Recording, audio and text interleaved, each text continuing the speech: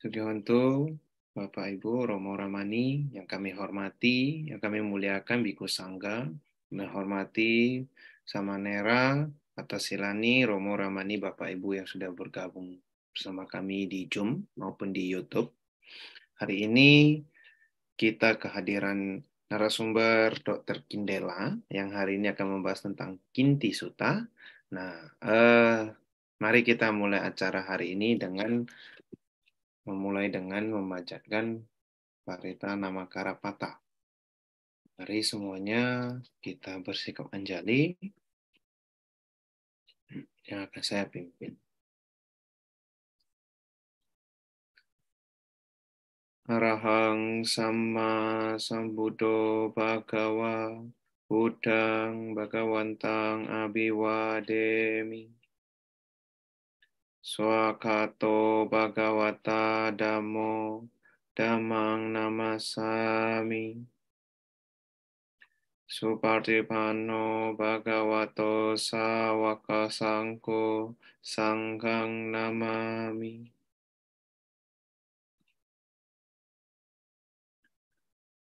Baik, Bapak Ibu, kita akan melihat profil dari narasumber kita, Dr. Kindela. Walaupun dokter sudah sering mengisi, tapi kita lihat profil dari dokter. Dr. Kindela Yunia, SPD, MPDB.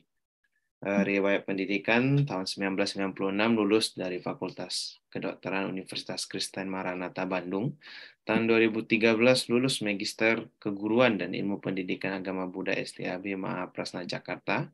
Tahun 2016 lulus program Dharma Acarya STAB Dharma Widya Bandung. Nah, pelatihan yang pernah diikuti sejak tahun 1998, Advanced Trauma Life Support, Advanced Cardia Life Support, Hygiene Perusahaan dan Kesehatan Kerja, Elektrokardiogram, Akupuntur, Helba Estetik Medik, Certified Master Handwriting Analyst, Isa Karos. Selamat malam, Dr. Kindela. Iya, selamat malam Pak Teddy. Ya, Selamat malam Bapak Ibu semua. kita kembali lagi berjumpa ya, Dokter ya. Terakhir itu bulan 1, Dokter. Ini bulan masih 4. baru dong, baru tahun, masih tahun Iya. ini. Ayo kita kembali berjumpa. Hari ini topiknya sangat menarik, Kinti Sutta di Majjhima Nikaya. Nah, mungkin dokter akan Majjhima Nikaya 103, Kinti Sutta. Nah, mungkin dipersilakan, Dok. Iya, terima kasih Pak Teddy. Terima kasih juga kepada penyelenggara ya, Wihara Dhamma Metta Jember atas kesempatan yang telah diberikan kepada saya pada malam hari ini untuk mengisi acara Dhammasakacca online ini. Sebelum kita mulai, marilah kita beranjali merangkapkan kedua tangan karena saya akan membacakan dulu wandana sebagai pujian dan penghormatan kepada Buddha. Namo tassa bhagavato arahato sama sambuddhassa. Namo tassa bhagavato arahato sama sambuddhassa. Namo tassa bhagavato arahato sama sambuddhassa. Iya, saya mohon izin share screen ya Pak Teddy ya. Ya, silakan, Dokter. Sebentar. Oke, terima kasih. Jadi materi kita malam hari ini adalah Kinti Sutta ya. Kinti Sutta Majjhima Nikaya 103 ya. Isinya tentang bagaimana pendapat kalian tentang aku. Maksudnya Sang Buddha menanyakan kepada para biku apa pendapat para biku tentang Buddha. Sutta ini dibabarkannya di Kusinara, di Bali Harana, yaitu di hutan persembahan. Dikotbahkan oleh Sang Buddha sendiri, oleh Sang Bagawa, kepada para biku. Inti dari sutta ini isinya adalah Sang Buddha menanyakan pendapat para biku tentang Sang Bagawa. Lalu Sang Buddha menjelaskan bahwa para biku itu harus berlatih dengan rukun, saling menghargai, dan tanpa perselisihan. Dalam hal ini adalah melatih apa yang terakhir kita kenal sebagai 37 Bodhipakkhya Dhamma. Lalu Sang Buddha juga selanjutnya memberikan atau mengajarkan tentang cara menangani atau memperlakukan apabila ada biku yang membuat pernyataan yang berbeda sehubungan dengan dhamma tersebut ya, atau 37 Bodhipakkhya Dhamma ini. Selanjutnya juga Sang Buddha juga mengajarkan tentang cara menangani atau memperlakukan seorang biku yang melakukan suatu pelanggaran yang berpegang pada pandangan salah. Di akhir khotbah, para biku merasa puas dan gembira mendengar kata-kata Sang Bagawa. Ini ada hasil dari sutta ini. Iya, kita mulai dengan suttanya. Pada suatu ketika, Sang Bagawa ketika berada di Kusinara, Sang Bagawa bertanya kepada para biku, ya, apa pendapat kalian mengenai Sang Buddha gitu? Bertanya kepada biku, apakah kalian berpikir apakah Petapa Gotama atau Sang Buddha itu mengajarkan dhamma demi jubah, demi makanan, demi tempat tinggal, atau demi kehidupan yang lebih baik? Nah, lalu apa jawaban para biku? Para biku berkata, kami tidak berpikir demikian Sang Bagawa. Kami tidak berpikir kalau Sang Bagawa itu mengajarkan dhamma demi jubah, atau demi makanan, atau demi tempat tinggal, atau juga demi kehidupan yang lebih baik. Ya. Lalu Sang Bagawa selanjutnya mengajarkan, bila dengan demikian, apa pendapat kalian tentang saya? Apa yang telah saya ajarkan kepada kalian? Lalu para biku menjawab, Sang Bagawa berbelas kasih dan mengusahakan kesejahteraan kami. Beliau mengajarkan dhamma demi belas kasih. Nah, apa yang Sang Buddha ajarkan? Dhamma apa yang Sang Buddha ajarkan demi belas kasih ini? Ya, kita lihat ya. Kita lihat. Lalu Sang Buddha menjawab, ya, saya mengajarkan dhamma demi belas kasihan. Sehingga dengan demikian, kalian para biku harus melatih hal-hal ini atau dhamma ini dengan dalam keadaan rukun, dengan saling menghargai, dan tanpa perselisihan. Nah, dhamma apa yang diajarkan oleh Sang Buddha atau Sang Bagawa yang diajarkan kepada para biku tersebut ya, yang dipesankan itu, yaitu dengan apa yang disebut dengan 4 landasan perhatian atau satipatthana.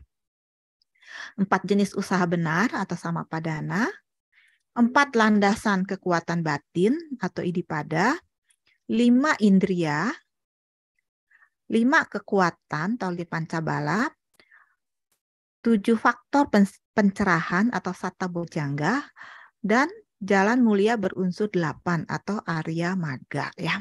Nah, ketujuh set dhamma ini biasa kita kenal dengan nama 37 Bodhipakkhya Dhamma. Jadi sehingga kita lebih mudah mengingatnya. 37 Bodhipakkhya Dhamma itu apa aja?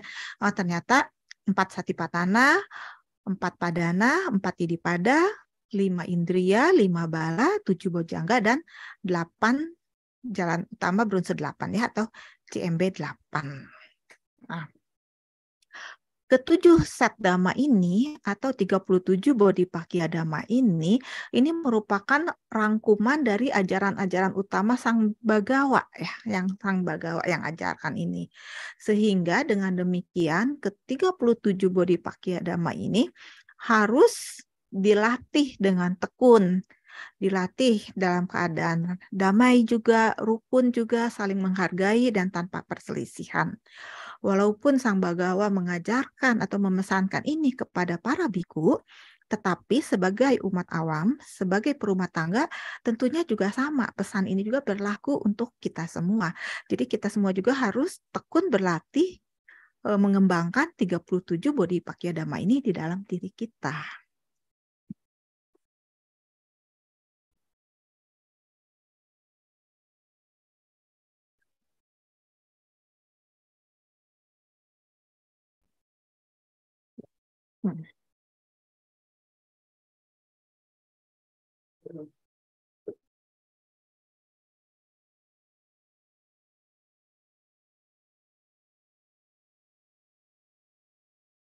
Nah, kita untuk 37 bodi Pakya Dhamma ini saya hanya mengulas sekilas aja ya, karena inti dari Kinti Sutta itu bukan bodi Pakya Dhammanya, tetapi cara menangani apabila ada biku yang berselisih paham tentang 37 bodi Pakya Dhamma ini ya.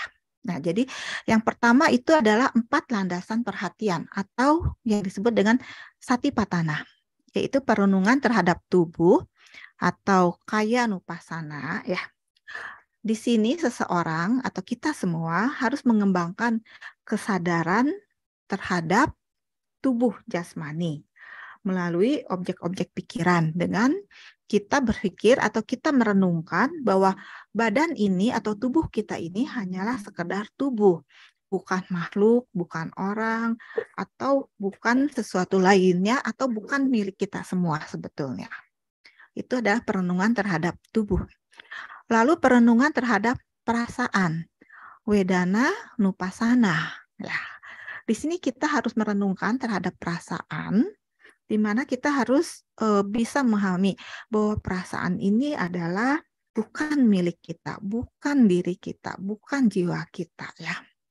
Lalu selanjutnya adalah perenungan terhadap kesadaran atau cita nupasana ya, kesadaran atau pikiran atau cita. Sama dengan perenungan seperti itu.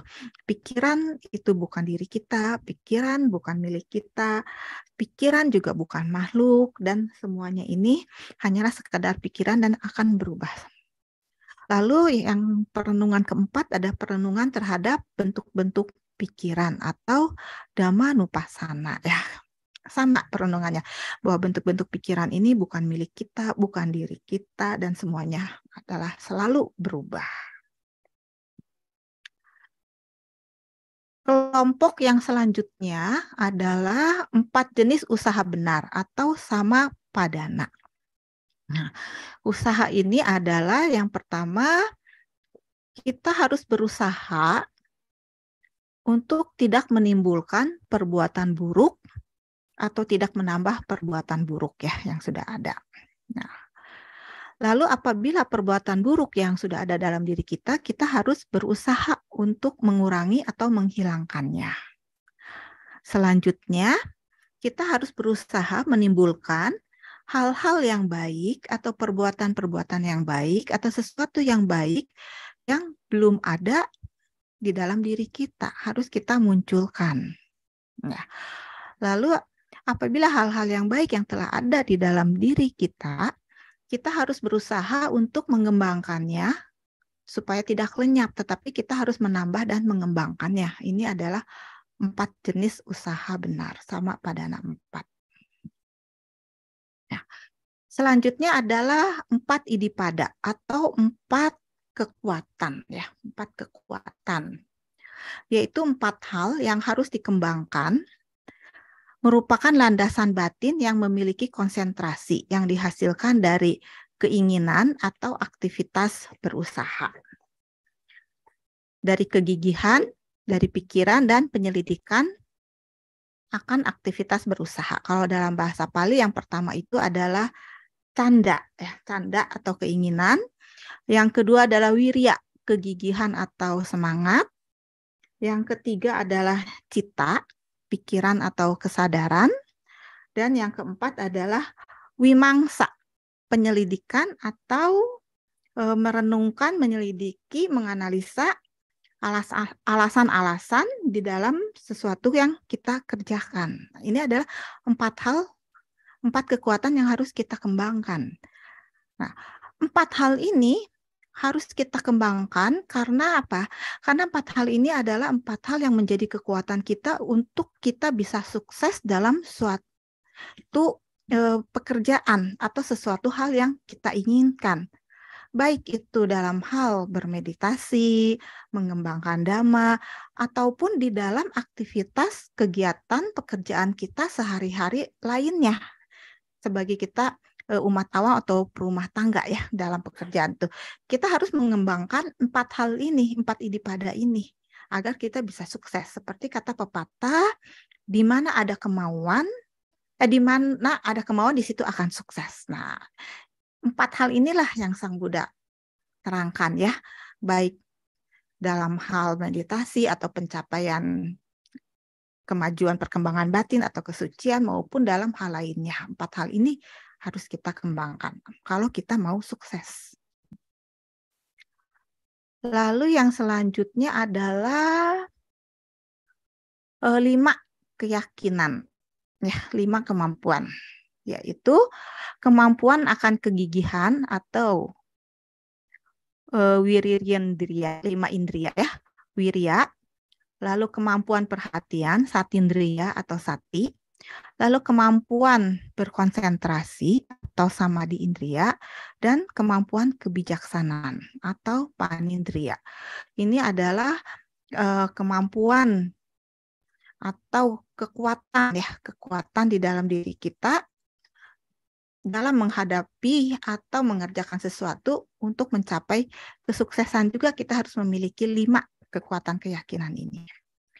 Lalu selanjutnya adalah 5 bala atau pancabala, yaitu kekuatan keyakinan, sada bala, kekuatan akan semangat atau kegigihan, wirya bala, lalu kekuatan perhatian atau sati bala, kekuatan konsentrasi, samadhi bala, dan kekuatan kebijaksanaan atau panyabala. Kelompok yang selanjutnya adalah 7 faktor pencerahan atau bojangga, yaitu sati sambojangga, perhatian, dhamma wicaya sambojangga, penyelidikan tentang dhamma, wirya sambojangga, tadi kegigihan atau semangat ya, lalu piti sambojangga, kegiuran, pasadi sambojangga, yaitu ketenangan baik ketenangan di batin maupun di faktor-faktor mental, sehingga ketenangan itu juga berpengaruh terhadap fisik ya atau rupa. Lalu samadhi sambojangga, kekuatan konsentrasi, dan upeka sambojangga atau faktor dari keseimbangan batin. Yang terakhir adalah kelompok yang 8 jalan mulia berunsur 8 ya, JMB 8 ya, jalan mulia berunsur 8. Biasa disebut sebagai JMB 8. Nah, atau yang disebut dengan Arya Magga.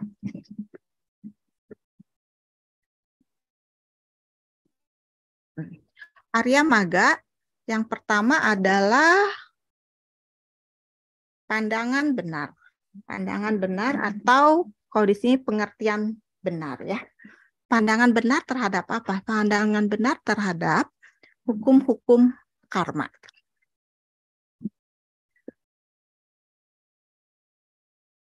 Pandangan kita sebagai umat Buddha, kita harus memiliki pandangan atau pengertian yang benar tentang hukum-hukum karma yang telah diajarkan oleh Sang Bhagawa. Juga adanya pandangan benar terhadap 10 hal. 10 hal ya. Yaitu adanya kebajikan atau adanya niat di dalam suatu perbuatan dan lain-lain. Lalu adanya pengertian atau pandangan benar terhadap keyakinan kita terhadap jalan mulia, terhadap 4 kesunyataan mulia atau 4 kebenaran mulia ya, 4KM, 4 kebenaran mulia. Lalu yang selanjutnya adalah yang kedua, yaitu pikiran benar. Pikiran benar adalah pikiran yang terbebas dari pikiran-pikiran yang tidak bermanfaat atau yang disebut dengan akusala ya, pikiran yang akusala, terbebas dari situ. Lalu pikiran yang bersifat atau yang memiliki metta atau cinta kasih, dan pikiran yang memiliki belas kasihan atau karuna. Lalu selanjutnya adalah ucapan benar atau sama waca. Sama waca ya, pembicaraan benar, ucapan benar, yaitu ucapan atau perkataan yang terbebas dari kebohongan, perkataan yang bebas dari menfitnah, perkataan yang bebas dari kekerasan, dan perkataan yang terbebas dari ucapan-ucapan yang tidak bermanfaat ya. Seperti ngegosip, omong kosong, dan lainnya. Lalu yang keempat adalah perbuatan benar. Perbuatan benar adalah perbuatan yang tidak merugikan makhluk lain, termasuk juga tidak merugikan diri sendiri, yaitu perbuatan yang terbebas atau terhindar dari pembunuhan atau menganiaya atau menyiksa makhluk lain, perbuatan yang terbebas dari pencurian atau mengambil barang yang tidak diberikan, perbuatan yang terbebas dari perbuatan yang tidak baik ya atau perzinahan. Lalu mata pencaharian benar atau sama ajiwa. Mata pencaharian benar adalah mata pencaharian yang terbebas dari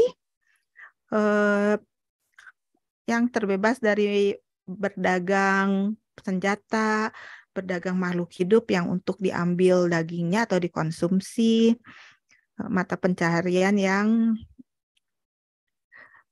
terbebas dari penipuan, berdagang makhluk hidup ya, yang itu seperti itu. Ada 5. Lalu selanjutnya adalah daya upaya benar. Daya upaya benar itu sama seperti yang tadi sama padana 4 ya, yaitu usaha atau daya upaya kita untuk memunculkan perbuatan baik dalam diri kita yang belum muncul, menghilangkan perbuatan buruk dalam diri kita yang sudah muncul, tidak menimbulkan perbuatan buruk yang belum muncul, dan menambah atau menimbulkan atau mengembangkan perbuatan baik dalam diri kita yang sudah ada. Ya. Selanjutnya adalah perhatian benar, sama sati. Sama sati ini sama dengan tadi perhatian benar atau perhatian terhadap 4 perenungan atau satipatthana, yaitu perhatian terhadap badan jasmani, kaya nupasana, lalu perhatian terhadap perasaan, wedana nupasana, perhatian terhadap pikiran, citta nupasana, dan perhatian terhadap bentuk-bentuk pikiran atau dhamma nupasana. Selanjutnya adalah konsentrasi benar, yaitu atau samadhi benar, yaitu mengembangkan batin kita agar bisa berkonsentrasi terhadap hal-hal yang baik yang telah diajarkan oleh Sang Buddha. Dalam hal ini ada 2 macam cara pengembangan konsentrasi benar yang biasa kita sebut sebagai samatha bhavana atau mengembangkan meditasi ketenangan, dan vipassana bhavana atau mengembangkan meditasi pandangan terang. Nah, itu adalah samadhi sama samadhi. Sampai di sini 7 set atau ada jumlahnya 37 Bodhipakkhya Dhamma yang diterangkan atau diajarkan Sang Buddha yang harus kita selalu kembangkan dalam suasana rukun saling menghargai. Nah, lalu selanjutnya Sang Buddha menerangkan, kalau tadi itu dalam Kinti Sutta Sang Buddha hanya mengatakan 37 macam ini yang harus dilatih ya. Lalu nah inti dari Kinti Sutta adalah ketika para biku itu berlatih dalam kerukunan, saling menghargai, dan tanpa perselisihan, ada kemungkinan di mana 2 orang biku atau 2 kelompok biku yang membuat pernyataan yang berbeda sehubungan dengan dhamma tersebut tadi atau 37 Bodhipakkhya Dhamma ya. Nah, perbedaannya ada dikelompokkan ke dalam 4 macam. 4 macam ya. Pertama, kemungkinan aja 2 biku atau 2 kelompok biku itu berbeda pandangan atau pernyataan tentang maknanya. Berbeda maknanya dan juga berbeda dalam kata-katanya. Bisa juga kejadiannya mereka membuat pernyataan yang berbeda dalam maknanya, tetapi sepakat atau sama dalam kata-katanya. Nah, kemungkinan yang ketiga adalah mereka itu membuat pernyataan sepakat atau sama maknanya, tetapi berbeda kata-katanya. Dan yang terakhir, mereka mungkin membuat pernyataan yang sama atau sepakat baik makna dan kata-katanya. Nah, apabila ada dua kelompok biku atau dua orang biku ini yang membuat pernyataan yang berbeda sehubungan dengan dhamma, apa yang harus dilakukan? Atau tindakan apa yang harus diambil? Apabila kejadian ini terjadi, baik yang 4 itu ya, yang dalam kelompok 1, 2, 3, 4 ini, dalam keadaan 4-4-nya, apabila yang terjadi, seorang biku itu tidak boleh langsung berkata kepada mereka kalau mereka itu salah, misalnya dalam makna, berbeda dalam makna, atau salah dalam kata-kata, atau berbeda dalam kata-kata. Nah, menurut Sang Buddha mengajarkan kita tidak boleh berkata langsung seperti itu ya dalam menangani perbedaan ini, tetapi harus bagaimana? Nah, Sang Buddha menjelaskan kita harus melihat kelompok mana yang paling mungkin kita dekati terlebih dahulu. Yang mana? Terus kalau dia berkelompok, dilihat juga dari kelompok itu mana yang paling berpengaruh di kelompok itu. Lalu didekati, lalu kita akan mengatakan, seseorang itu harus berkata, apa alasannya dulu? Dijelaskan dulu.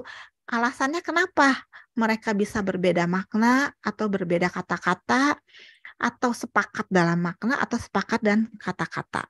Nah, ini alasannya harus dikemukakan dulu, dijabarkan dulu. Nah, setelah itu harus diingatkan apa yang mereka keliru ya dari kelompok itu. Apa yang mereka keliru, yang mereka genggam, itu harus diingatkan kalau mereka itu keliru menggenggam atau keliru menafsirkan makna atau kata-kata atau keliru dalam membuat pernyataan dalam makna dan kata-kata. Selanjutnya, apabila mereka secara benar dalam makna dan kata-kata, itu juga harus diingatkan mana yang benar, mana kata-kata yang benar, mana makna yang benar. Itu juga harus diingatkan. Nah, terakhir mereka juga harus diberi penjelasan atau diingatkan kembali tentang apa yang merupakan dhamma dan apa yang merupakan winaya. Nah, keempat hal inilah yang diajarkan oleh Sang Buddha dalam menangani kelompok biku atau dua biku yang membuat pernyataan yang berbeda. Nah, sehingga apabila cara penanganannya seperti ini, di sini tidak akan mungkin timbul perselisihan. Jadi, keempat hal ini harus dijelaskan kepada mereka supaya tidak timbul perselisihan di antara mereka. Jadi ini untuk menjaga timbulnya perselisihan karena biasanya apabila ada dua kelompok atau dua orang yang membuat pernyataan berbeda, nanti lama-lama bisa berselisih. Jadi sebelum mereka berselisih harus dijelaskan dulu seperti ini di kedua kelompoknya ya. Misalnya kelompok A dan B. Kelompok A juga harus diberitahu alasannya apa, kenapa dia membuat makna seperti ini, membuat kata-kata seperti ini, diingatkan mana yang keliru, diingatkan juga mana yang benar, dijelaskan juga mana yang dhamma dan winaya. Nah, selanjutnya setelah kelompok A, yang kelompok lawannya, kelompok B juga harus sama. Seperti itu juga dijelaskan juga alasannya, diingatkan yang keliru, diingatkan mana yang benar, dan diingatkan mana yang dhamma dan winaya. Sehingga perselisihan tidak akan terjadi di antara dua kelompok itu. Nah, kenapa Sang Buddha tuh menekankan kalau makna dan kata-kata itu penting? Ya, dalam hal ini, dua hal ini yaitu makna dan kata-kata itu sangat penting ya.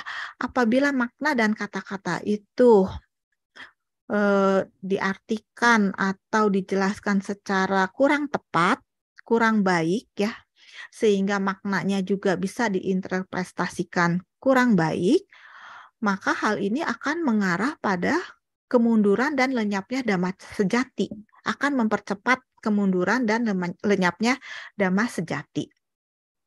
Tetapi apabila kata-kata dan makna atau frasa yang ditata dengan baik, maka makna yang diinterpretasikan juga akan baik. kedua hal ini akan mengarah pada ketidakmunduran atau ketidaklenyapan dhamma sejati. Jadi di sini sangat penting sekali ya dalam membabarkan dhamma itu makna dan kata-kata. Sehingga agar dhamma sejati bisa lebih bertahan lama ya, tidak cepat mundur.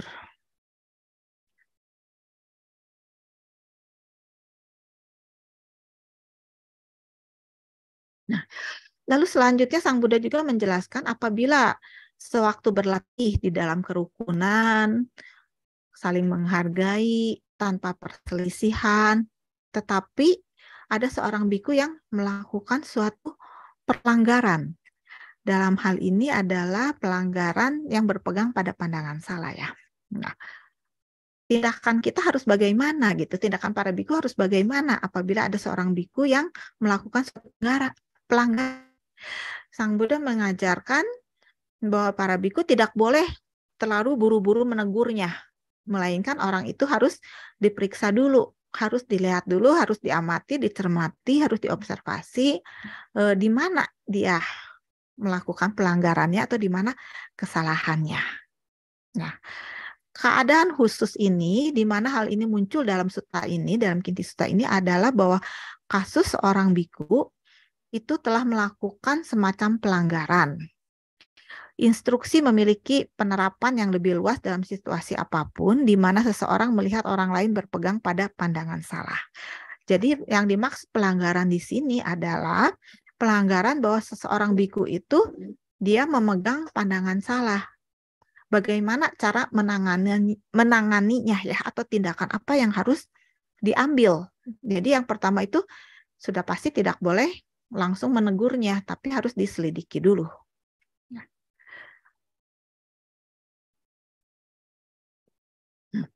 Ada 5 kasus atau 5 case yang mungkin bisa terjadi sehubungan dengan pelanggaran ini dan cara menanganinya.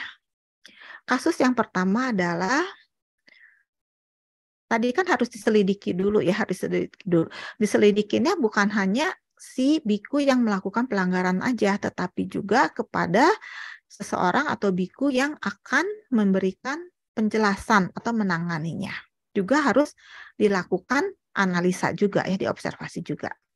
Kasus yang pertama, bila tidak akan timbul kesedihan atau kejengkelan bagi diri saya. Maksudnya diri saya itu adalah bagi si biku yang akan menegur atau memberikan penjelasan kepada biku yang melakukan pelanggaran ya. Pertama, tidak ada kesedihan atau kejengkelan bagi diri saya. Lalu yang kedua, tidak akan ada timbul kesedihan atau kejengkelan bagi yang lain. Maksudnya yang lain itu bagi biku yang dianggap melakukan pelanggaran.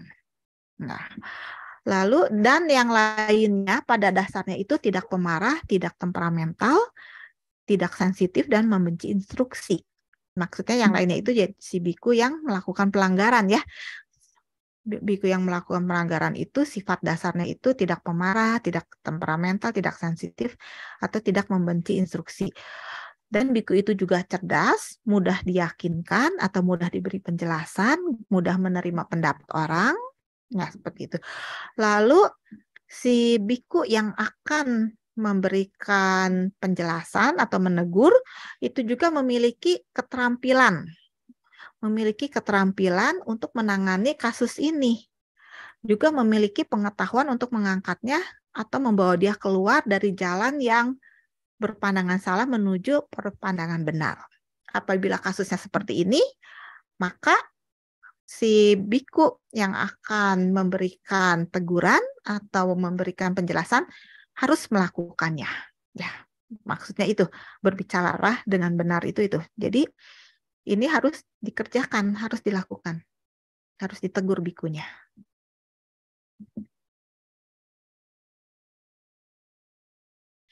Kasus yang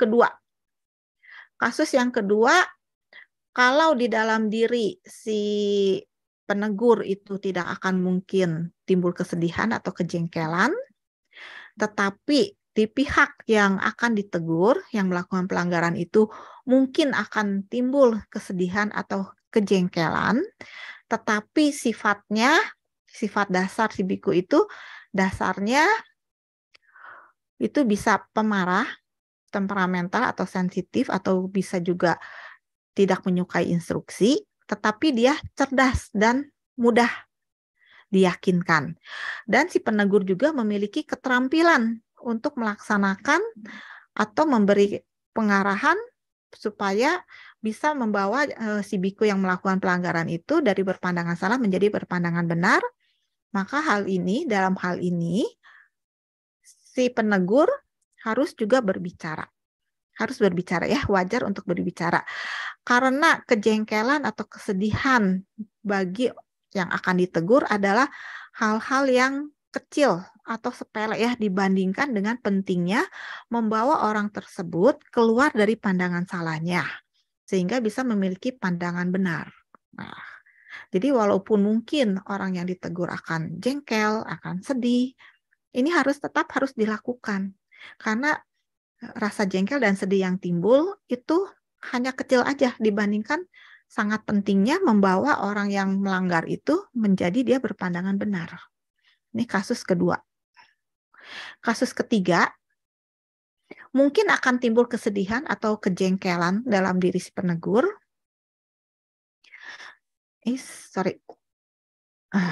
Tetapi tidak akan timbul kesedihan atau kejengkelan bagi yang ditegur. Karena yang melakukan pelanggaran itu pada dasarnya tidak temperamental atau tidak pemarah atau tidak sensitif atau tidak membenci instruksi. Tetapi orangnya agak lamban ya, kurang cerdas maksudnya, dan agak sulit diyakinkan. Nah, tetapi si penegur memiliki keterampilan dan pengetahuan yang bisa membawa orang tersebut keluar dari pandangan salahnya. Dalam kasus ini, maka si penegur itu harus melakukannya karena kejengkelan atau kesedihan yang mungkin timbul dalam diri si penegur itu juga hal-hal yang kecil ya dibandingkan dengan pentingnya membawa biku yang melakukan pelanggaran itu agar dia bisa keluar dari pandangan salahnya. Jadi ini harus dilakukan juga. Ini kasus ketiga yang mungkin timbul. Lalu kasus keempat. Kasus keempat adalah kemungkinan akan timbul kesedihan atau kejengkelan dalam diri si penegur. Juga kemungkinan akan timbul kesedihan atau kejengkelan bagi yang ditegur. Karena yang akan ditegur itu kemungkinan dia memiliki sifat dasar yang pemarah, temperamental, sensitif, atau membenci instruksi. Dan juga dia agak kurang cerdas ya atau lamban dan sulit diyakinkan. Tetapi si penegur memiliki keterampilan dan kemampuan atau pengetahuan untuk membawa yang ditegur itu keluar dari pandangan salahnya. Dalam hal ini si penegur juga harus melakukan atau menegur biku yang melakukan pelanggaran itu. Karena kejengkelan atau kesedihan yang akan timbul itu juga hal yang kecil dibandingkan dengan pentingnya membawa seseorang atau si pelanggar atau yang akan ditegur itu keluar dari pandangan salahnya. Lalu kasus kelima. Kasus kelima, kemungkinan akan timbul kesedihan atau kejengkelan dalam diri si penegur. Lalu yang ditegur pun kemungkinan akan timbul kesedihan atau kejengkelan. Karena memiliki sifat dasar pemarah, temperamental, sensitif, dan membenci instruksi. Yang akan ditegur juga sifatnya kurang cerdas atau lamban dan sulit diyakinkan. Lalu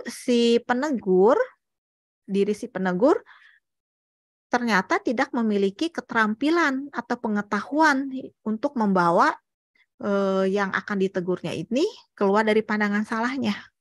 Nah, dalam kasus seperti ini, Sang Buddha mengajarkan itu lebih baik mengambil sikap objektif atau melepaskan atau berpendirian teguh.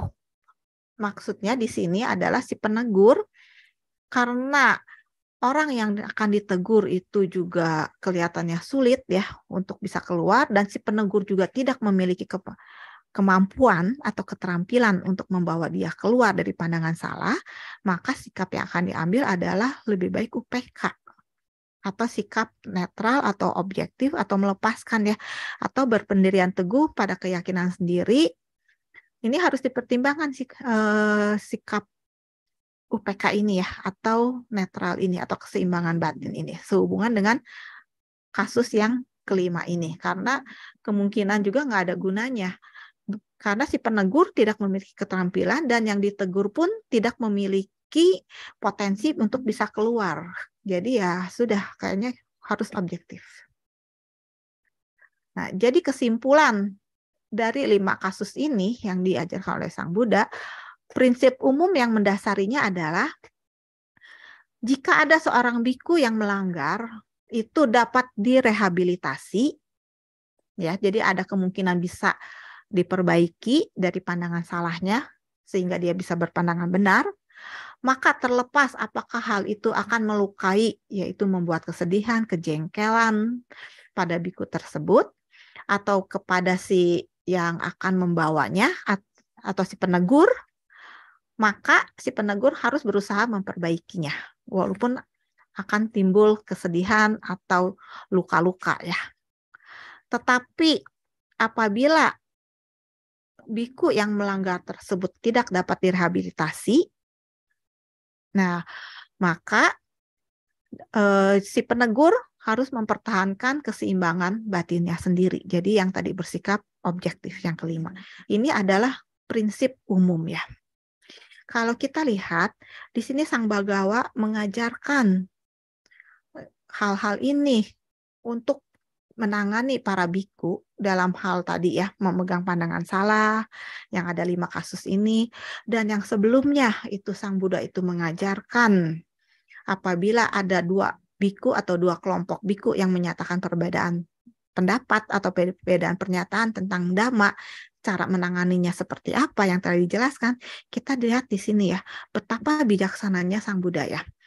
Walaupun misalnya sudah diketahui ada kelompok biku yang membuat pernyataan baik maknanya itu berbeda atau kurang tepat, atau kata-katanya kurang tepat, tetapi jangan langsung menegurnya. Harus dilakukan analisa dulu, harus diberikan alasannya, mana yang benar, mana yang kurang tepat, itu harus dijabarkan. Lalu dalam hal memperbaiki seorang biku yang telah melakukan pelanggaran atau berpegang pada pandangan salah, Sang Buddha juga mengajarkan jangan langsung menegurnya, tetapi observasi dulu. Observasi dalam hal apa? Observasi di kedua belah pihak, baik yang melakukan pelanggaran ataupun yang akan menegur, ya.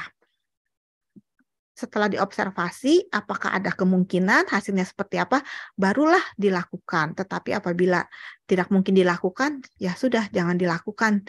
Jaga keseimbangan batin. Nah, Sang Buddha mengajarkan hal-hal ini kepada biku atau kelompok biku ya. Tetapi kita lihat prinsip dasar yang diajarkan oleh Sang Buddha dalam menangani hal ini itu bisa kita terapkan kepada kehidupan kita sebagai umat berumah tangga atau umat awam dalam kejadian atau suatu peristiwa yang kita hadapi dalam kehidupan kita sehari-hari.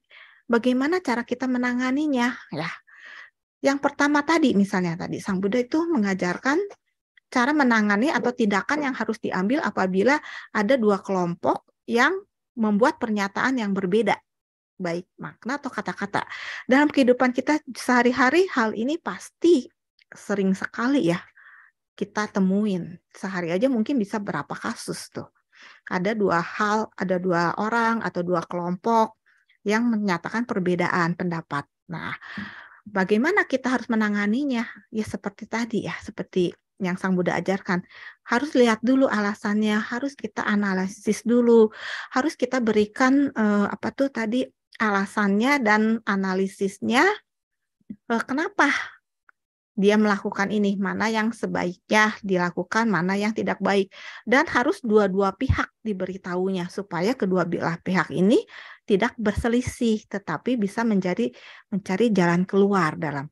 Nah, Yang kedua, bagaimana cara menangani pelanggaran? Ini juga sama ya. Kita juga bisa terapkan ke dalam semua kasus-kasus yang kemungkinan bisa kita temui dalam kehidupan kita sehari-hari, dalam pekerjaan kita ya. Apabila ada orang yang melakukan kesalahan, itu bagaimana? Jangan langsung ditegur, tapi harus dilihat dulu. Kenapa orang ini melakukan seperti ini? Nah, bagaimana sifat orang ini? Bagaimana cara memperbaikinya atau cara menyampaikannya? Lalu si orang yang akan menegur juga harus lihat juga dia punya kemampuan enggak untuk menyelesaikan masalah ini. Nah, apabila semua bisa dilakukan, maka hal ini harus dilakukan. Harus ya, bukannya enggak boleh tidak, tetapi harus. Untuk apa? Karena hal-hal ini itu sangat penting untuk kemajuan dia. Nah, ini semua kita bisa bawa cara-cara Sang Buddha ini ke dalam kehidupan kita. Ini adalah satu sutta yang benar-benar di mana Sang Buddha itu mengajarkan cara kita menangani suatu permasalahan ya, suatu permasalahan. Ya, kita lanjut. Nah, sewaktu berlatih dalam kerukunan, saling menghargai tanpa perselisihan, mungkin juga akan timbul percecokan atau pertentangan secara verbal ya, atau kesombongan dalam pandangan-pandangan atau gangguan pikiran, kekesalan, kesedihan. Nah, kalau kasus ini muncul, harus bagaimana? Apabila kasus ini muncul, Sang Buddha itu mengajarkan ya, mengajarkan kepada para biku untuk bertanya. Nah, apabila Sang Buddha mengetahui keadaan ini, maksudnya keadaan tadi ya, percecokan verbal atau kesombongan atau kekesalan, kesedihan, maka harus tanyakan, apabila Sang Buddha mengetahui timbulnya perselisihan ini, apakah dia akan mencela? Nah, pasti para biku akan menjawab, ya, Sang Buddha pasti akan mencela ya apabila mengetahui percecokan yang muncul seperti ini. Lalu ditanyakan juga, teman-teman, apabila tanpa meninggalkan hal itu atau pertengkaran itu, apakah seseorang akan mencapai nibbana? Tentu jawabnya, apabila seseorang tidak meninggalkan hal ini, maka tidak akan bisa mencapai atau merealisasi nibbana. Nah, dari yang tadi timbulnya percecokan, maka harus ditanyakan, nah, apakah yang mulia yang membuat para biku keluar dari yang tidak bermanfaat dan mengokohkan mereka dalam yang bermanfaat? Lalu para biku itu mendengarkan dhamma, mereka keluar dari yang tidak bermanfaat dan menjadi kokoh dalam yang bermanfaat. Nah, jadi Sang Buddha itu mengajarkan dhamma kepada para biku, juga kepada kita semua ya, kepada umat awam, di mana setelah para biku itu mendengarkan dhamma, maka mereka itu akan keluar dari hal-hal yang tidak bermanfaat, akan menjadi kokoh dalam yang bermanfaat. Itulah yang telah diajarkan Sang Buddha.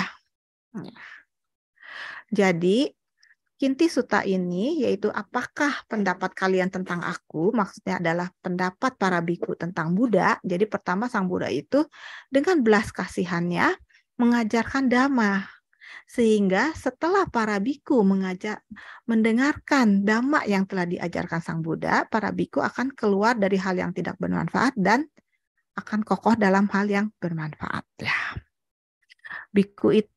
Nah, dengan menjawab seperti ini, apabila ada orang lain yang bertanya, maka biku itu sifatnya tidak meninggikan dirinya sendiri, juga tidak merendahkan orang lain. Ia menjawab sesuai dengan dhamma. Sedemikian rupa sehingga tidak memberikan landasan bagi celaan yang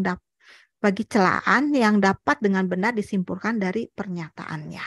Nah, di akhir khotbah, jadinya Sang Buddha menjelaskan, apabila ada petapa lain atau orang lain menanyakan kepada para biku apa yang telah diajarkan Sang Buddha, apakah Sang Buddha telah mengajarkan para biku keluar dari yang bermanfaat dan bisa mengokohkan dari yang bermanfaat, harus dijawabnya seperti ini.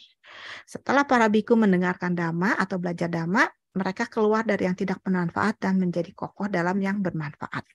Jadi Sang Buddha juga mengajarkan cara menjawabnya seperti apa, agar para biku tidak sombong atau meninggikan diri sendiri, juga tidak merendahkan orang lain. Di akhir sutta ini, para biku merasa senang dan gembira ya dengan kata-kata Sang Buddha, dengan apa yang telah diajarkan oleh Sang Buddha. Demikianlah isi dari Kinti Sutta Majjhima Nikaya 103. Saya kembalikan kepada Pak Teddy ya. Saya stop screen-nya ya. Iya, Anumodana. Iya. Kita mendapatkan ini bahwa sutta ini sangat bagus, ya, di mana inti dari sutta ini bukan tentang bukan tentang 37 bodi Pakyadama, tetapi adalah bagaimana ketika ada perselisihan antara para biku, ketika ada dua pihak yang beda makna, yang kemungkinan adalah beda makna, beda kata-kata, beda makna sepakat kata-kata, sepakat makna, beda kata-kata, atau sepakat makna dan kata-kata. Nah, ketika biku itu banyak terjadi percecokan itu, nah itu tidak boleh langsung ditegur. Jadi harus dicari alasannya dulu. Dicari dulu alasannya mengapa perbedaan makna, perbedaan kata-kata itu. Lalu tadi juga Dokter Kindela mengatakan bahwa di sini ada ketika biku yang memiliki pandangan salah itu ada 5 kemungkinan. Nah, itu cukup panjang, tapi saya rangkumkan jika sang penegur, jadi ada satu yang penegur, satu yang melakukan pelanggaran. Nah, ketika penegur itu tidak sedih dan tidak jengkel, nah, itu ada 5 kemungkinan. Yang pertama itu adalah penegur tidak sedih dan jengkel pada dirinya, terus tidak ada kesedihan, tidak akan ada kesedihan dan kejengkelan bagi yang melanggar. Terus yang melanggar itu dasarnya tidak pemarah, temperamen, sensitif, dan membenci, cerdas dan mudah diyakinkan, maka terus penegur juga memiliki keterampilan, maka harus ditegur dengan berbicara dengan benar. Kemungkinan yang kedua adalah penegur dalam keadaan sedih, tidak ada sedih, dan tidak jengkel, tetapi yang melakukan pelanggaran akan sedih dan jengkel, pemarah, tetapi masih cerdas. Jadi, dan penegur itu juga memiliki keterampilan, maka harus ditegur, harus berbicara, walaupun nanti akan timbul kesedihan dan jengkel.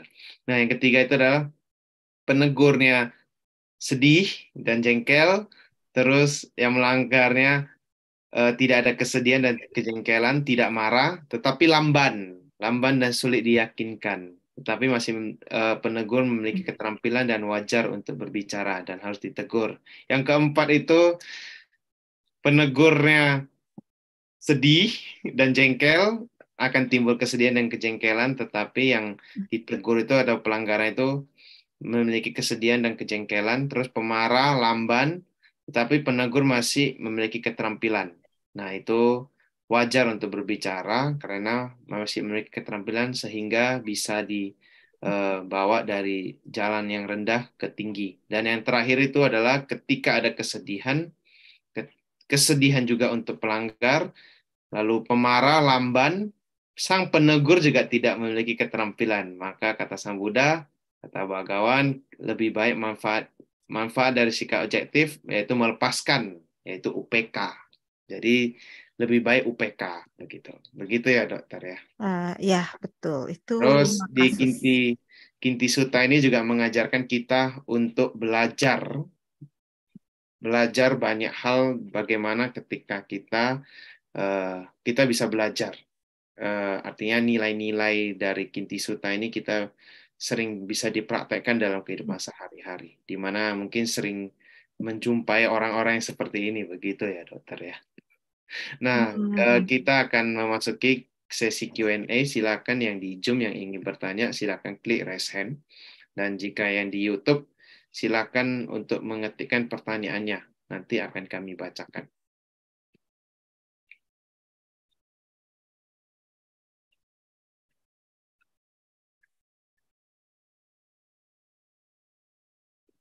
Di YouTube, di Zoom juga silakan boleh. Yang ingin bertanya silakan diketikkan juga, nggak masalah. Nah, mungkin saya akan mulai dulu ya, dokter, dengan beberapa pertanyaan. Nah, dokter, bagaimana jika ada orang yang berpandangan salah, tapi kita seperti yang dokter bilang bahwa sering terjadi percecokan. Jadi tidak boleh ditegur duluan, harus dicari alasannya dulu begitu. Kita tidak boleh menjudge lah begitu.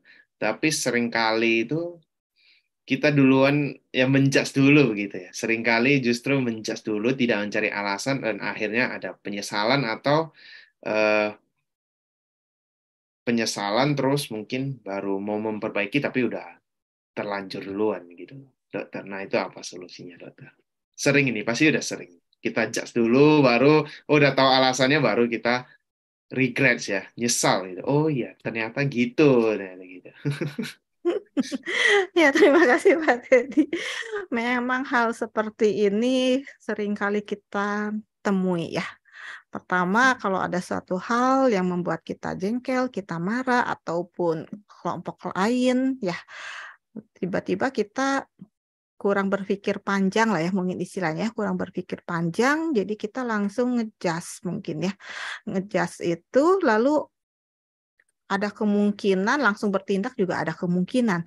Sehingga percekcokan bukannya selesai, malah tambah runyam. Mungkin ya bisa ya kejadian seperti itu.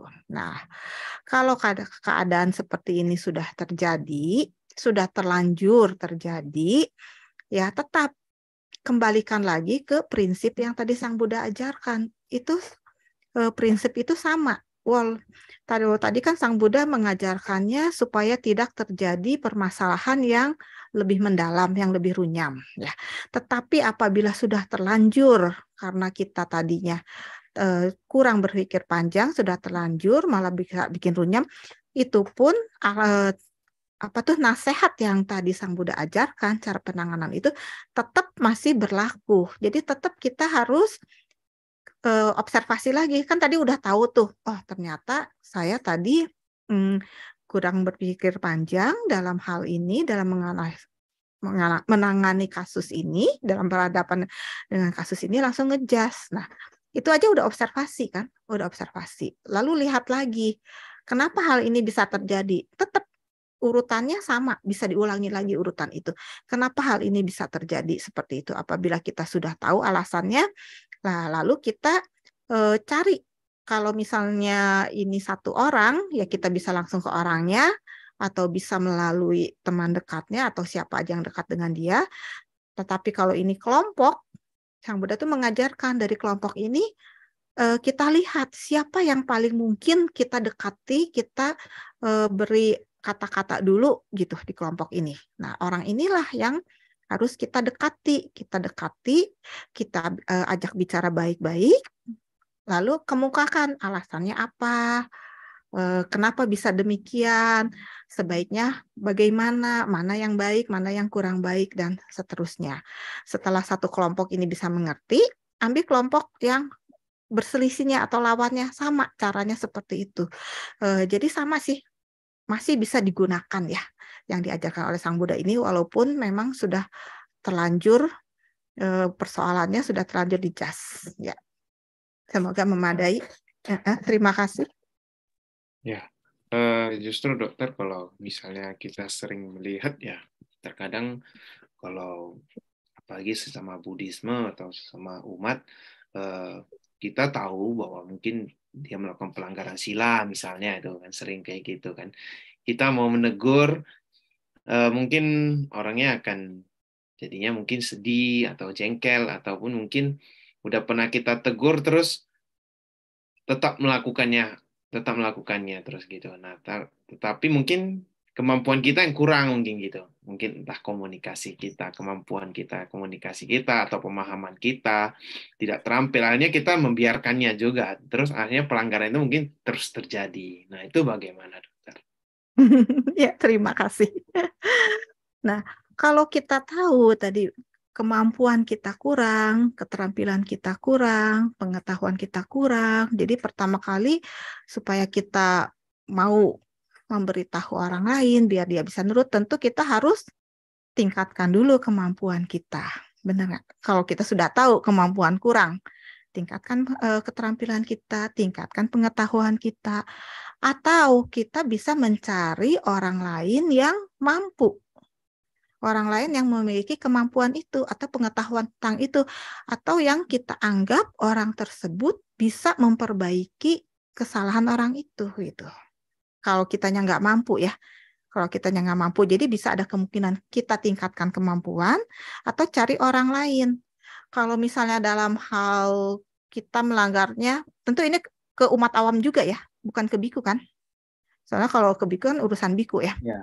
Nah, ke perumah tangga juga. Nah, itu seperti itu. Jadi kita lihat, kita bisa tingkatkan kemampuan kita, keterampilan kita. Seperti misalnya meningkatkan keterampilan itu seperti apa? Cara kita memberitahu kepada orang lain itu juga ada caranya gitu, ada tekniknya. Jangan langsung kita seperti memberikan nasihat, karena tidak ada orang yang senang dinasehati. Itu harus kita pegang ya. Nggak ada orang yang senang dinasehati, walaupun orang itu misalnya cerdas, yang tadi tidak lamban dan gampang menerima pendapat, pasti nggak ada yang suka dinasehatin. Walaupun memang akhirnya dia bisa menerima, tapi pertama kali pasti nggak ada suka. Makanya yang tadi yang Buddha bilang kan, ada kemungkinan timbul kesedihan atau kejengkelan. Mungkin, tapi orang itu cerdas, mudah diyakinkan. Nah, ini juga ada sih caranya. Caranya harus bagaimana? Ya tetap kita harus belajar kepada mereka yang bisa gitu. Bagaimana cara kita memberitahu dengan cara satu, tidak menegur langsung. Misalnya, kamu salah loh ini. Kamu melanggar sila yang ini loh. Menurut Pancasila, bla bla bla bla bla. Atau menurut Sutta ini, Sang Buddha mengajarkan begini loh, bla bla bla bla bla. Nah, lalu setelah kamu melanggar, terus Sang Buddha mengatakan apa? Kita itu harus begini loh, yang harusnya bla bla bla bla. Menurut Sutta ini bla bla bla bla. Nah, memang betul itu ya. Apa yang dikatakan benar kan? Sila yang mana yang dilanggar, atau sutta mana yang Sang Buddha telah ajarkan. Terus bagaimana Sang Buddha mengajarkan di sutta mana, itu memang apa yang kita katakan betul, tapi pasti orang tersebut tidak akan suka dikatakan seperti itu biasanya. Jadi ada caranya. Caranya ya harus belajar kepada yang mereka yang sudah tahu. Ya tetap kitanya harus belajar bagaimana caranya. Caranya itu biasanya kita mengatakan kepada mereka nggak langsung ngomong misalnya, kamu melanggar sila yang ini loh, kalau menurut sutta yang ini itu perlakuan tidak baik, enggak. Tapi kita harus tanya dia ya, diajak ngobrol sampai akhirnya orang tersebutlah yang mengambil kesimpulan, oh ternyata iya ya, hal ini itu kurang baik. Terus orang itu harus bisa menyadarin, apabila saya melakukan ini, ternyata saya memiliki kerugian ini gitu. Apabila saya tidak melakukan itu, saya akan mendapatkan manfaat ini. Itu harus muncul dari orang yang ditegur, bukan dari si penegur gitu. Dan keterampilan ini memang harus dipelajarin. Nggak langsung bisa sih. Harus belajar pada mereka yang bisa. Nah, jadi itu seperti itu caranya. Kalau kita nggak mampu, ya udah cari orang lain yang mampu aja. Lebih gampang mungkin ya daripada kita harus belajar dulu, karena belajar itu skill itu ya butuh praktek juga, butuh jam terbang sudah pasti ya. Gimana? Ya, baik dokter. Nanti kita bahas lebih lanjut. Nah, ini ada satu pertanyaan dari YouTube dari Ria Damadina. Malam, siapakah yang termasuk penegur itu? Apakah kelompok biku yang sama atau lebih senior atau bagaimana? Terima kasih. Iya, terima kasih Ibu atau Saudari Dina atas pertanyaannya. Kalau dalam inti sutta ini memang Sang Buddha tidak menjelaskan ya kelompok penegur itu siapa. Tetapi kalau di dalam kebikuan biasanya yang menegur itu adalah yang lebih senior ya, atau yang lebih memahami. Yang lebih memahami tentang Dhamma dan Vinaya. Biasanya yang lebih senior ya kalau di dalam kebikuan seperti itu. Tapi kalau di kita umat awam, memang yang lebih masuk biasanya orang yang di atas kita ya. Kalau kita ditegur oleh orang yang di bawah kita, biasanya kan siapapun kayaknya agak sulit ya. Agak sulit menerima ya kalau yang di bawah. Di bawah itu maksudnya bisa di bawah umurnya, bisa di bawah pengetahuannya atau lainnya. Gitu. Kalau di umat awam yang memberitahu bisa lebih mudah, tetapi dia punya pengetahuan. Misalnya dia katakanlah psikolog atau siapa gitu. Jadi dilihat dari tingkatan ini ya, kemampuan ya, keterampilannya ya. Seperti misalnya kalau saya nasehatin pasien yang lebih tua, walaupun dia lebih tua, saya lebih muda, biasanya pasien suka mau menurut karena kedudukan saya sebagai dokter gitu. Dia pasien, dia butuh nasihat saya gitu. Nah, seperti itu. Jadi sebaiknya yang menegur ya memang yang memiliki tingkatan yang lebih daripada yang ditegur. Tingkatan ini bisa macam-macam ya, bisa dari pengetahuan, dari kedudukan, dari usia, dan sebagainya. Ya, semoga bisa memadai. Ya, dokter, kalau soal tentang ketika kedudukan kita lebih tinggi dan sebagainya, itu kan muncul ada mana di situ, dokter. Bagaimana ketika kita menasehati orang, tapi kita tidak menilai di situ? Apakah mungkin ya, dokter? Iya, terima kasih. Kalau mana atau kesombongan itu berarti kita menilai dengan adanya perbandingan. Jadi dengan ada perbandingan itu maksudnya seperti contohnya tadi saya sebagai dokter ya. Misalnya saya menasehati pasien saya yang lebih tua. Nah, kalau misalnya muncul pemikiran, kamu harus nurut sama saya karena apa? Saya lebih tahu dari kamu, saya lebih ahli dari kamu gitu loh. Itu memang mana. Tetapi kalau misalnya saya menasehatinya bukan karena itu, tapi karena memang saya belajar di hal ini, misalnya karena saya belajar di hal kesehatan, sedangkan pasien kan tidak belajar di dalam hal itu ya. Dan pasien juga meminta nasihat saya.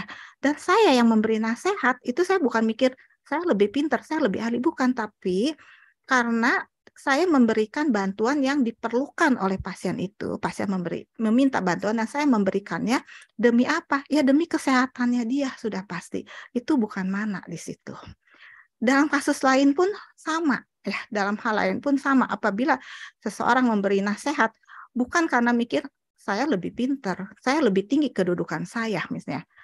Saya apa tuh misalnya bisa lebih tua atau pendidikan lebih tinggi atau jabatan lebih tinggi, dengan memikirkan atau menegur apa ya orang yang saya nasihati, orang yang saya tegur itu memiliki kedudukan yang lebih rendah, bukan seperti itu, tapi dia berpikir hal-hal yang saya beritahu ini adalah demi untuk kemajuan atau karena kita menyayangi dia, kita ingin dia lebih maju dalam hal itu ya. Itu bukan mana seperti itu ya. Oke, baik dokter. Terima kasih. Nah, oke, belum ada pertanyaan. Nah, lanjut dokter. Bagaimana sih di zaman sekarang ya banyak perselisihan sesama belajar dhamma, tetapi metodenya yang berbeda. Mungkin sering itu ya. Mungkin kata beda mungkin berarti maknanya sama, kata-katanya berbeda mungkin ya. Lebih condong begitu ya. Dhamanya sama tapi mungkin metodenya yang berbeda mungkin. Nah, itu gimana dokter? Ya, sebetulnya dalam Kinti Sutta itu Sang Buddha mengajarkan yang tadi ya, apabila ada dua kelompok biku atau dua orang biku yang memberikan pernyataan tentang dhamma, beda makna, sama makna, sepakat maknanya, tapi berbeda kata-katanya. Menurut Sang Buddha memang ini hal yang sepele di sini. Di dalam Kinti Sutta, Sang Buddha memang menyatakan hal ini sepele. Karena apa? Karena mereka maknanya sudah sama sih sebetulnya. Cuman cara penyampaiannya, cara pengungkapannya yang berbeda, kata-kata yang beda, memang ini sepele menurut Sang Buddha. Karena memang maknanya sudah sama. Tetapi ini pun harus dibenarkan. Ya, harus dibenarkan. Karena apa? Karena di dalam Anguttara Nikaya itu Sang Buddha mengajarkan kata-kata atau frasa itu juga sama fungsinya atau sama pentingnya dengan makna. Jadi dua hal ini, makna dan kata-kata atau frasa itu sama-sama penting dan sama-sama harus dijaga demi apa? Demi tadi ya, supaya kemunduran Dhamma itu jangan dipercepat gitu. Jadi supaya kemunduran dan Dhamma sejati bisa bertahan lama. Nah itu. Karena kalau sekarang maknanya sama tapi kata-kata beda walaupun itu hal sepele, nanti kata-katanya makin lama makin jauh, makin jauh, makin jauh, lama-lama maknanya jadi jauh juga. Jadi mempercepat juga kepada kemunduran Dhamma sejati gitu. Jadi tetap hal itu harus diperhatikan. Kata-kata juga mesti baik.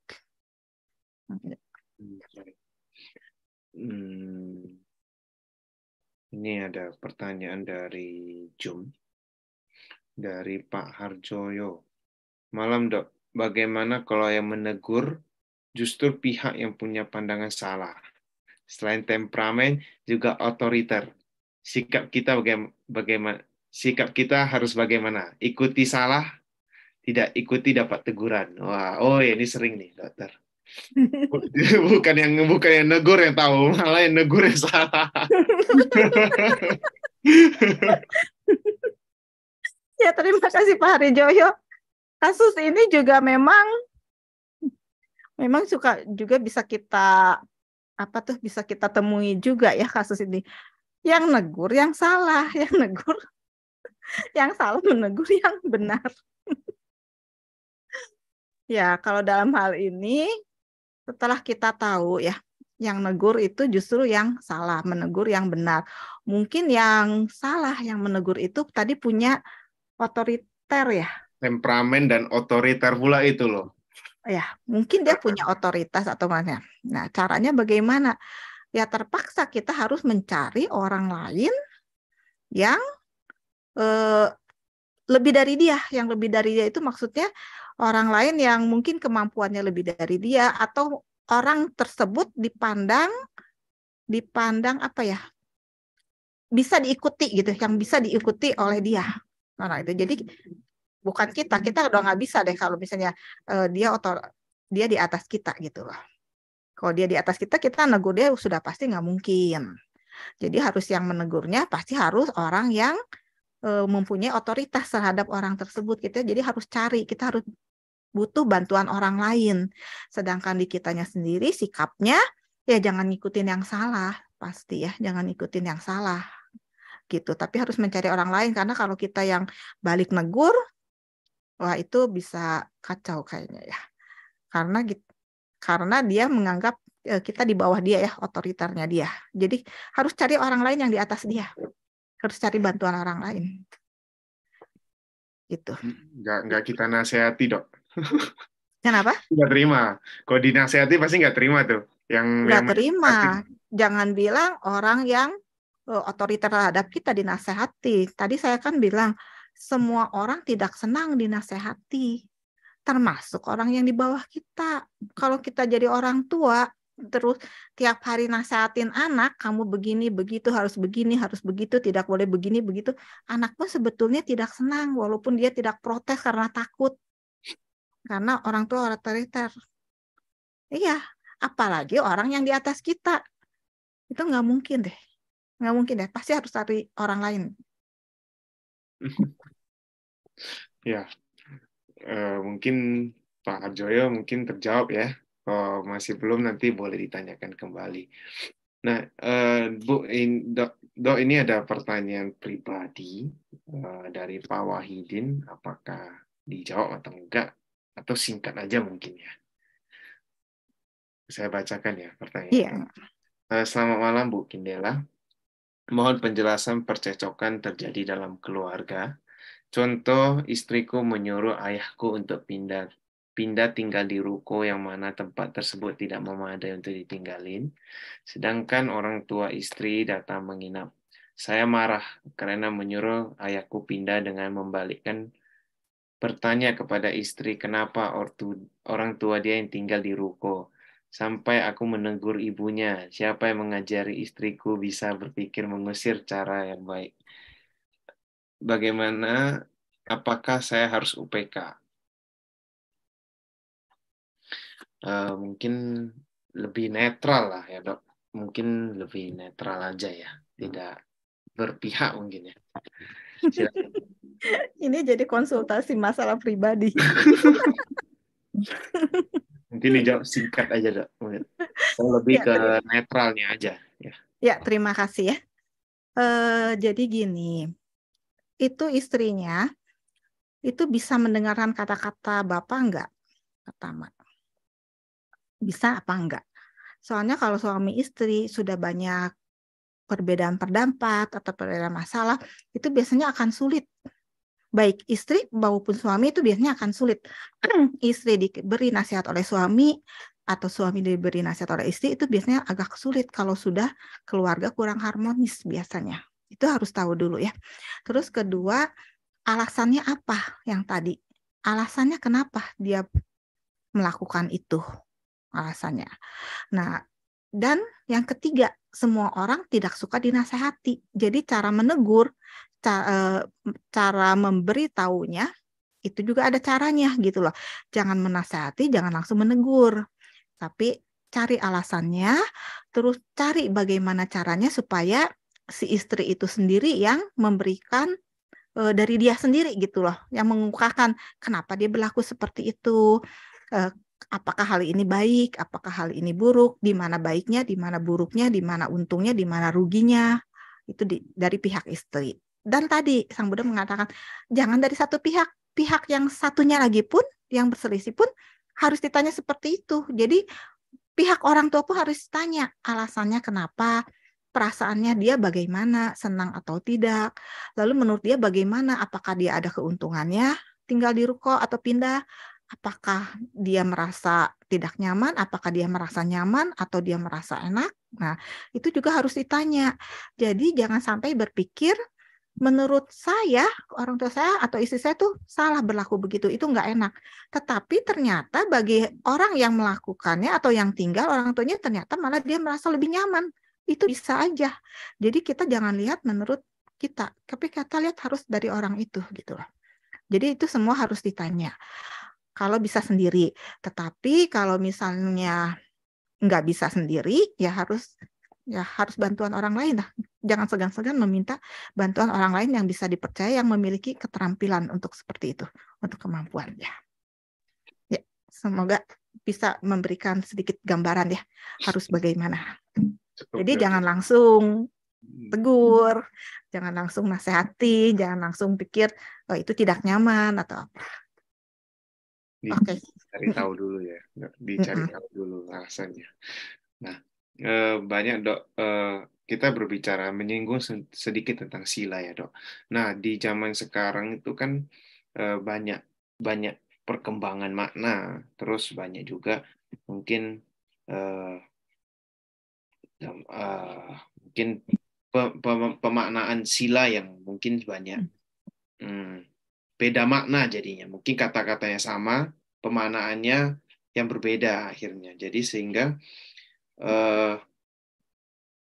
sebagian orang menganggap itu tidak pelanggaran sila, atau mungkin sebagian orang menganggap itu pelanggaran sila. Misalnya di sila keempat tuh, itu kan musyawadah itu kan ada yang menafsirkan bahwa omong kosong itu juga termasuk pelanggaran sila. Tetapi mungkin ada pihak-pihak tertentu mengatakan secara tekstual itu hanya dusta atau hanya perkataan bohong. Nah, itu kan akhirnya nanti sebagian orang merasa oh itu kan kata si X itu enggak pelanggaran sila karena dia mungkin sukanya berbual atau sukanya omong kosong. Jadi ada pembenaran di situ. Nah, bagaimana menurut dokter kalau ada timbul hal yang seperti itu, sekalian juga boleh dokter mengklarifikasi tentang sila keempat itu juga yang sering Iya, terima kasih Pak Teddy. Kalau membual itu kayaknya masuk nggak dengan berbohong sih kalau membual? Membual itu kan artinya berarti mengatakan hal-hal yang tidak kenyataannya ya, yang bukan kenyataannya. Ya, Kalau menurut saya membual tetap pelanggaran. pelanggarannya karena membual itu Tidak sesuai dengan apa adanya. iya tidak mengatakan apa yang kenyataannya gitu. Iya, benar. Jadi membual, wah seseorang itu bisa ini, bisa itu, padahal sebetulnya enggak ya. Itu kan sama dengan membohong sih kalau membual. Hmm. Ataupun misalnya omong kosong, tuh. Ya sama juga ya, berbohong juga sebenarnya. Iya, kecuali kalau misalnya menyatakan pendapat atau menyatakan suatu kemungkinan dari suatu permasalahan. Nah, itu kan lain ya. Itu kan lain. Misalnya kayak ada suatu masalah nih. Kelihatannya mungkin apakah bisa nggak jalan keluarnya ini, nanti berakibatnya kemungkinan itu. Nah, kalau itu kan bukan omong kosong atau bukan membual, karena kita lagi menganalisa ya kemungkinannya seperti apa. Kayak tadi Sang Buddha bilang kalau misalnya ada yang melakukan pelanggaran, dilihat juga mungkin nggak di dalam orang yang akan kita tegur itu muncul luka atau kesedihan atau kejengkelan. Nah, itu kan kita nggak tahu, belum kejadian kan, cuman kita menganalisa itu bukan membual atau bukan omong kosong ya. Kita menganalisa karena oh ini orangnya kayaknya temperamental, orangnya kayaknya pemarah. Jadi kalau dikasih tahu dinasihati, mungkin dia akan marah, akan jengkel. Nah, itu analisa. Beda kan dengan membual. Kalau menurut saya itu. Atau ada contoh lainnya? Bergosip. Bergosip. Ya, kalau bergosip, mungkin apa yang kita ucapkan adalah kenyataan bisa aja betul ya. Dan kalau kenyataan itu tidak berbohong ya. Karena memang Tapi nyata tidak tapi termasuk bergosip. pakat, Hah? tidak termasuk di JMB juga ya. Karena kan itu kan Nah, ucapan yang tidak benar. Tidak nah termasuk. itu. Terus kita telusurin. Kalau misalnya seandainya bergosip itu kita mengatakan hal-hal yang benar, yang memang apa adanya, nggak bohong, itu memang tidak termasuk musawadah. Tapi kita lihat apa yang kita ucapkan itu ada untungnya nggak buat kita atau orang lain. Yang kedua, ada ruginya nggak buat kita dan orang lain. Apa yang akan terjadi? Jadi soalnya misalnya ada dua teman kita, tahu-tahu keduanya itu ada selisih paham atau ada pertengkaran. Dua-duanya teman, misalnya si A dan si B. Si A dan si B ini berselisih. Nah, karena kita teman keduanya, si A misalnya ngomong ke kita, si B itu tahu nggak kemarin melakukan begini, menyebalkan sekali. Ya, udah kita dengerin. Nah, lalu si B, karena teman juga, si B ngomong juga ke kita, si A tahu nggak kemarin, saya kasih tahu begini, dia malah balik marah ke saya begitu-begitu. Nah, lalu kita omongan si A disampaikan ke si B, omongan si B disampaikan ke si A. Tidak berbohong, tidak ditambah-tambahi atau dikurangi. Apa yang akan terjadi si A dan si B? Bukannya akur, malah tambah berantem. Nah, itu. Padahal nggak musawadah loh. Kan tidak berbohong, menyampaikan apa adanya. Cuman itu kan bukan ucapan yang benar ya. Bukan ucapan yang benar ya, tetap jangan dilakukan gitu loh. Bukan ucapan benar, karena kita tahu akibatnya akan apa. Seperti itu.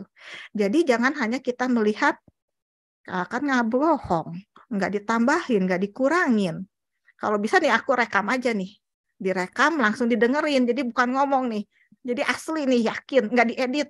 Nah, itu kan nggak benar juga ya. Ya, begitu menurut saya. Ya, baik. Terima kasih, dokter. Eh, Bagaimana sih menentukan yang benar ya, dokter? Kalau dalam dhamma itu memang eh, justru menentukan yang benar itu tidak gampang ya. Maknanya itu menentukan itu yang benar itu mungkin tidak terlalu gampang loh gitu loh, dokter. Gimana sih menurut dokter? Apalagi dengan kita sekarang yang kita nggak tahu misalnya bahasa Pali yang langsung ya. Jadi banyak justru penafsiran dan pendapat-pendapat yang muncul justru. Itu gimana dokter? Ya, betul. Itu memang nggak benar.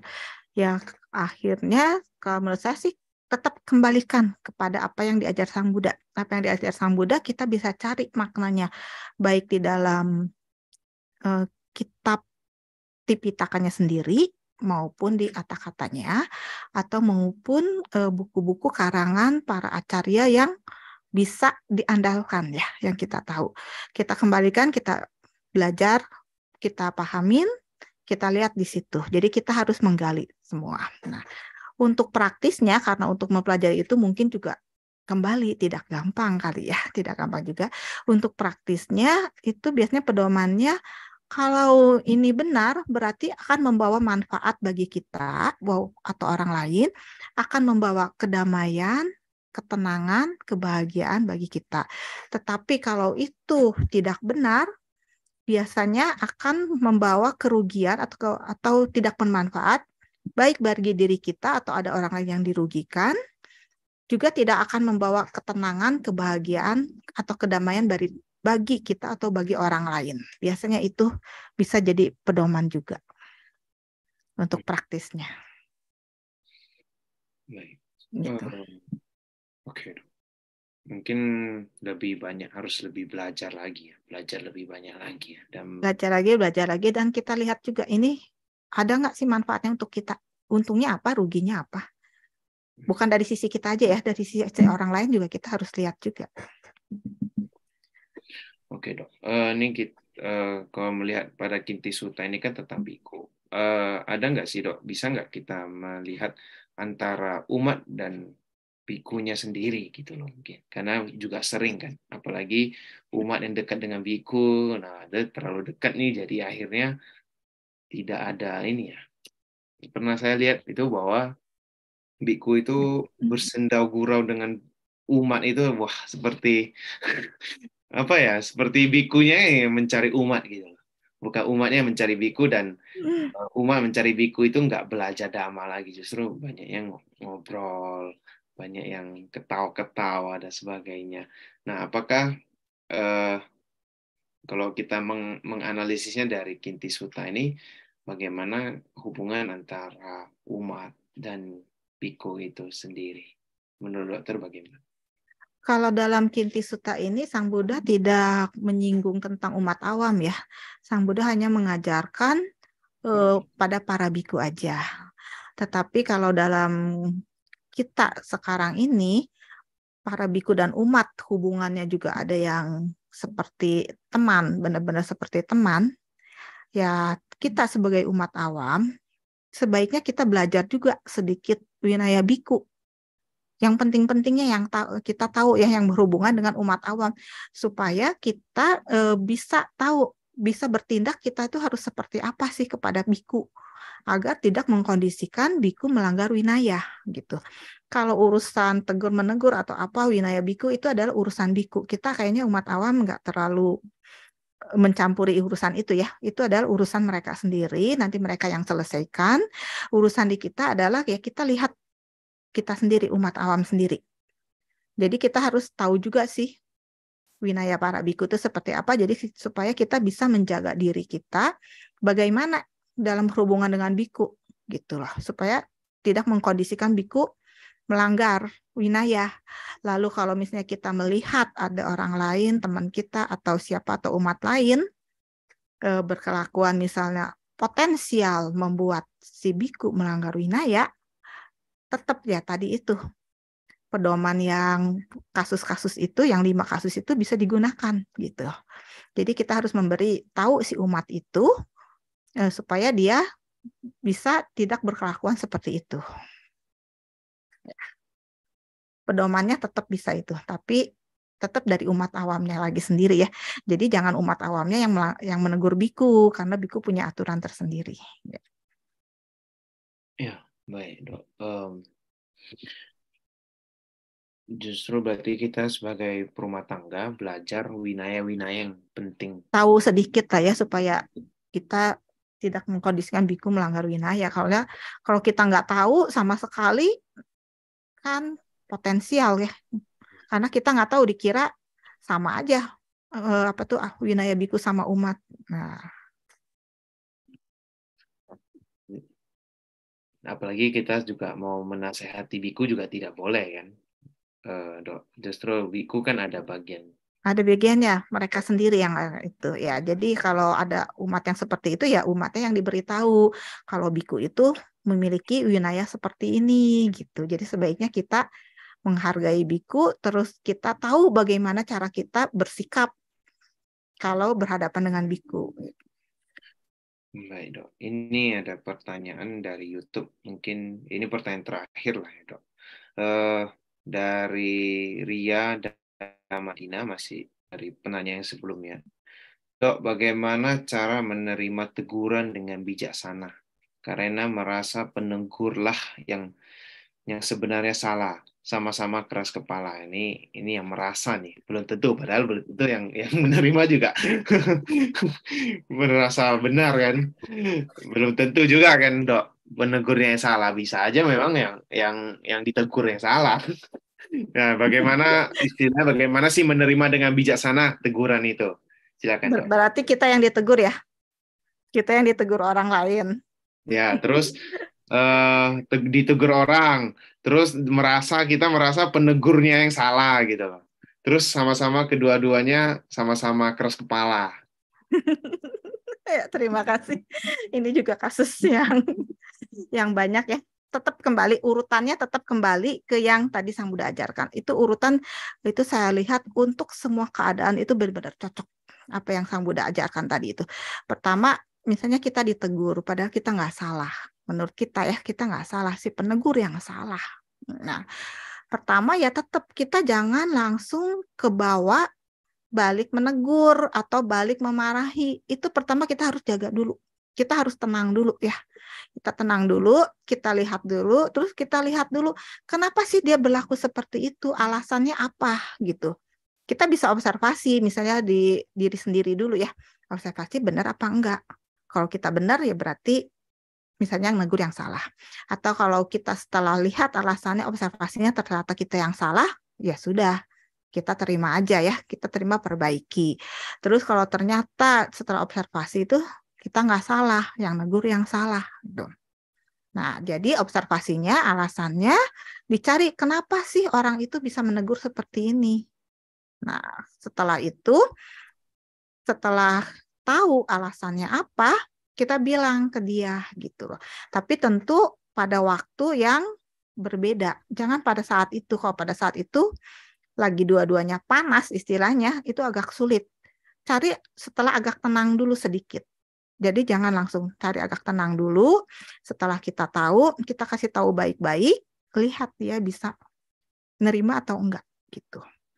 Jadi kembali ke yang 5 tadi ya. Yang 5 tadi. Jadi ada kemungkinan di diri kita sendiri timbul kemarahan, kejengkelan, kesedihan.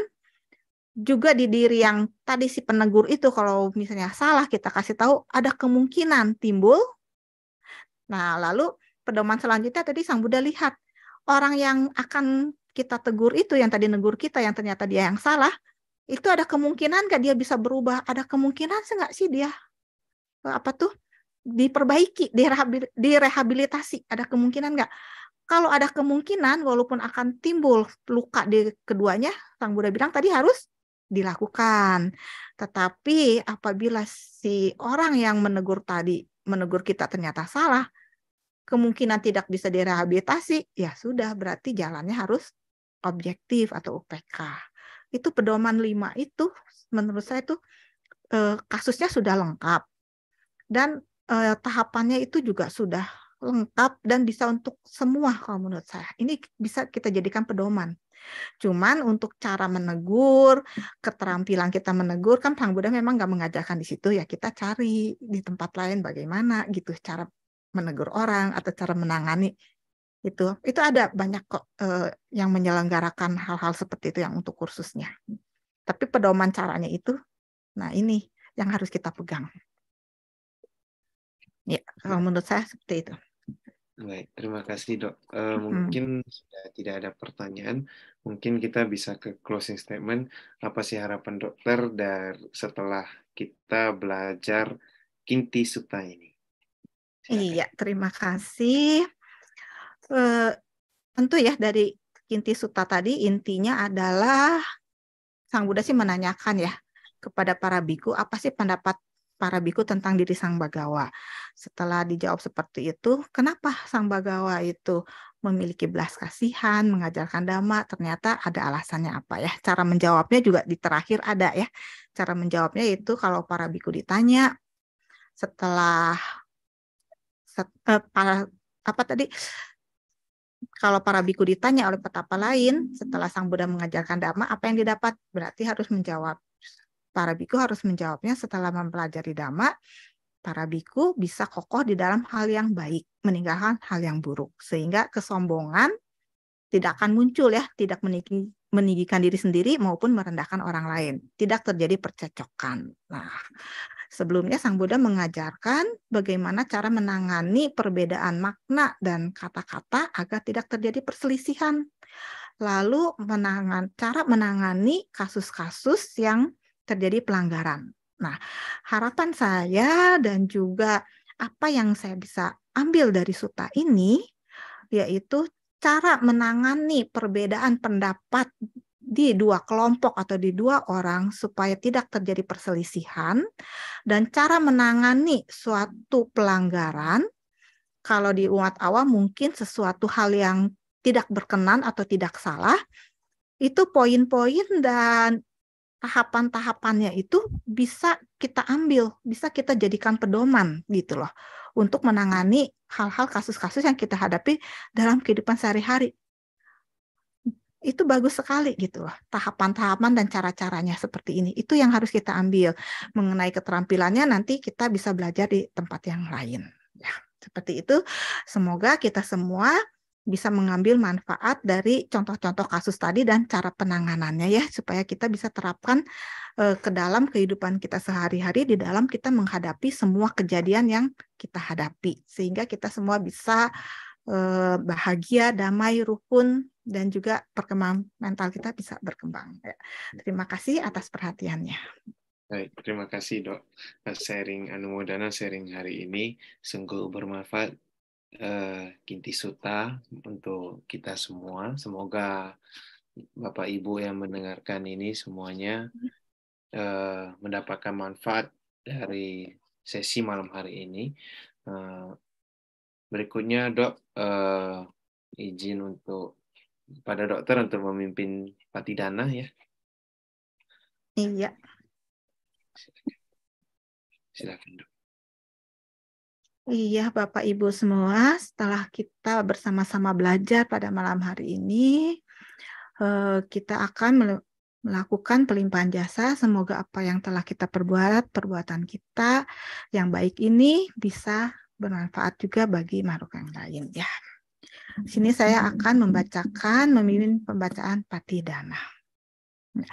Punya sidani kata sanya nanyani kata nime Tesanca bagino hontu satananta pamanaka yepia gunawan taca mayang mata pita dayo ditame capya ditawa ane majata werino sata titan tilokasming tebuma catuyonika panceka catuwokara sangsaranta bawa bawe Natang ye pati daname anumodantu te sayang ye cimang napa jananti dewa te sang niwedayung maya dinyana punyanang anumodana hetuna sabe satta sada hontu awera sukajiwino kema padan capa pontu te sasa si jatang subah sabe satta bawantu suki tata.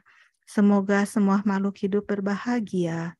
Sadu, sadu, sadu.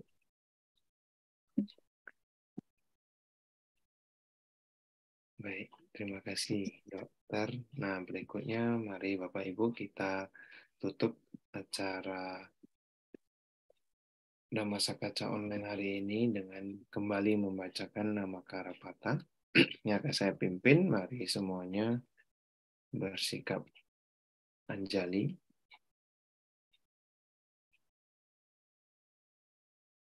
Arahang sama sambuddho bhagawa Buddhang Bhagawantang Abhiwademi.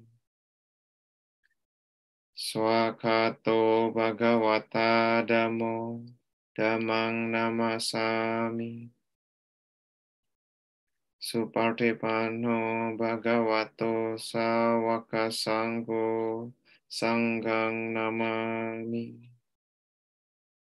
Sabisata Bhavantu Sukhitata. Semoga semua makhluk hidup berbahagia. Sadhu, sadhu, sadhu.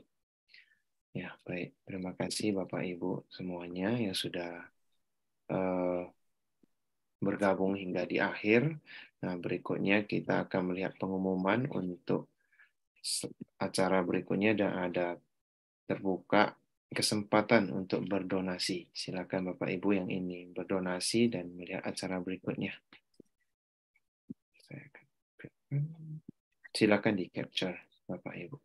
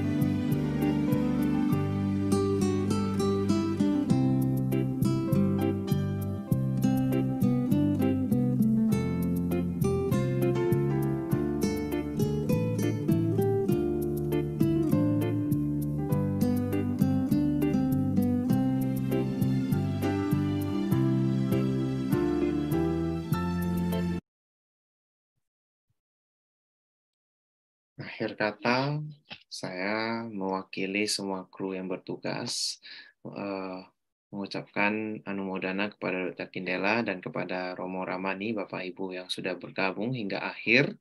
Dan mohon maaf apabila ada kesalahan, kekurangan, sehingga kami akan memperbaiki dan lebih baik lagi ke depannya. Dan sampai jumpa di hari Jumat dengan Bante Atadiro.